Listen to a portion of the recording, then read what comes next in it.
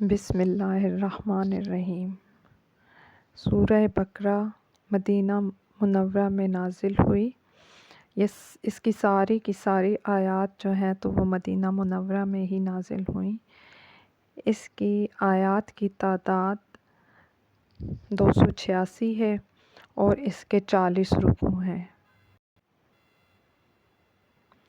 رسول اللہ صلی اللہ علیہ وآلہ وسلم نے فرمایا، سورہ بقرہ قرآن کا کوہان ہے۔ اس کی بلندی کا یہ عالم ہے کہ اس کی ایک ایک آیت کے ساتھ 80 فرشتے نازل ہوتے تھے، اور بالخصوص آیت الکرسی تو خاص عرش کے تلے سے نازل ہوئی اور اس سورت میں شامل کی گئی۔ حضور صلی اللہ علیہ وآلہ وسلم نے فرمایا، قرآن سیکھو، قرآن پڑھو۔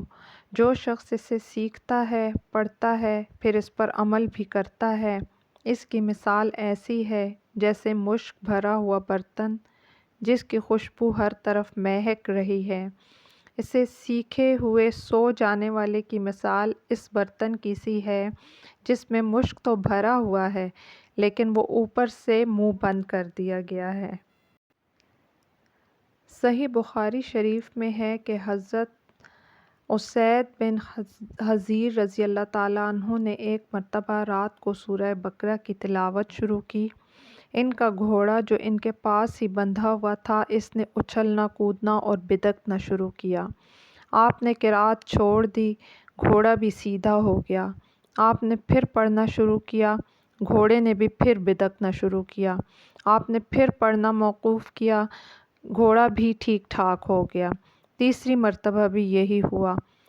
چونکہ ان کے صاحبزادے یحییٰ گھوڑے کے پاس ہی لیٹے ہوئے تھے، اس لیے ڈر معلوم ہوا کہ کہیں بچے کو چوٹ نہ آ جائے۔ قرآن کا پڑھنا بند کر کے اسے اٹھا لیا، آسمان کی طرف دیکھا کہ جانور کے بدکنے کی کیا وجہ ہے۔ صبح حضور صلی اللہ علیہ وآلہ وسلم کی خدمت میں آ کر واقعہ بیان کرنے لگے۔ آپ سنتے جاتے اور فرماتے جاتے ہیں کہ اسید پڑھتے چلے جاؤ۔ حضرت اسید نے کہا، حضور تیسری مرتبہ کے بعد تو یحییٰ کی وجہ سے میں نے پڑھنا بالکل بند کر دیا۔ اب جو نگاہ اٹھائی تو دیکھتا ہوں کہ ایک نورانی چیز سایہ دار ابر کی طرح ہے اور اس میں چراغوں کی طرح کی روشنی ہے۔ بس میرے دیکھتے ہی دیکھتے وہ اوپر کو اٹھ گئی۔ آپ نے فرمایا، جانتے ہو یہ کیا چیز تھی؟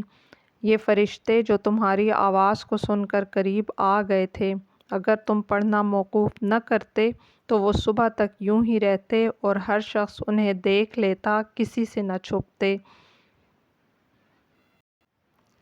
نبی کریم صلی اللہ علیہ وآلہ وسلم فرماتے ہیں، سورہ بقرہ سیکھو، اس کو حاصل کرنا برکت ہے اور اس کا چھوڑنا حسرت ہے۔ جادوگر اس کی طاقت نہیں رکھتے۔ پھر کچھ دیر بعد چپ رہنے کے فرمایا، سورہ بقرہ اور سورہ آل عمران سیکھو، یہ دونوں نورانی صورتیں ہیں، اپنے پڑھنے والے پر سائبان یا بادل یا پرندوں کے جھنڈ کی طرح قیامت کے روز سایہ کریں گی۔ قرآن پڑھنے والا جب قبر سے اٹھے گا تو دیکھے گا کہ ایک نوجوان نورانی چہرے والا شخص اس کے پاس کھڑا ہوا کہتا ہے کہ کیا آپ مجھے جانتے ہیں؟ یہ کہے گا نہیں، تو وہ جواب دے گا، میں قرآن ہوں، جس نے دن کو تجھے بھوکا پیاسا رکھا تھا اور راتوں کو بستر سے دور بیدار رکھا تھا۔ ہر تاجر اپنی تجارت کے پیچھے ہے، لیکن آج سب تجارتیں تیرے پیچھے ہیں۔ اب اس کے رہنے کے لیے سلطنت داہنے ہاتھ میں دی جائے گی اور ہمیشہ کے فائدے اس کے بائیں ہاتھ میں رکھ کے اس کے سر پر عزت و وقار کا تاج رکھا جائے گا۔ اس کے ماں باپ کو دو ایسے عمدہ قیمتی لباس پہنائے جائیں گے کہ ساری دنیا بھی اس کی قیمت کے سامنے ہیچ ہوگی۔ وہ حیران ہو کر کہیں گے کہ آخر اس رحم و کرم اور اس انعام و اکرام کی کیا وجہ ہے؟ تو انہیں جواب دیا جائے گا، تمہارے بچے کے قرآن حفظ کرنے کی وجہ سے تم پر یہ نعمت انعام کی گئی۔ پھر اسے کہا جائے گا، پڑھتا جا اور جنت کے درجے چڑھتا جا۔ چنانچہ وہ پڑھتا جائے گا اور درجے چڑھتا جائے گا، خواہ ترتیل سے پڑھے یا بے ترتیب۔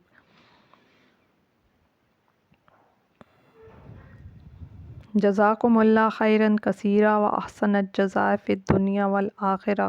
سبحانک اللہم و بحمدک اشہد ان لا الہ الا انت نستغفرک و نتوب الیک۔